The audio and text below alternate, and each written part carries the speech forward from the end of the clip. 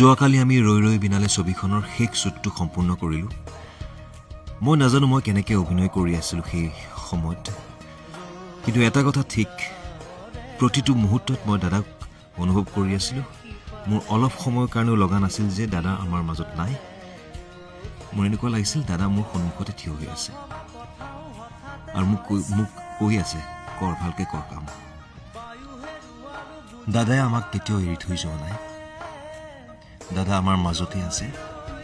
প্ৰতি মুহূৰ্ত, প্ৰতি পল, প্ৰতি সময় তেওঁ আমাৰ মাজত থাকিবই। এজন শিল্পী হিচাপে আমাৰ প্ৰধান দায়িত্ব হ'ল দাদাৰ এই বিশাল সৃষ্টিক জীয়াই ৰখা, আৰু আমি জীয়াই ৰাখিম। জয় জুবিন দা।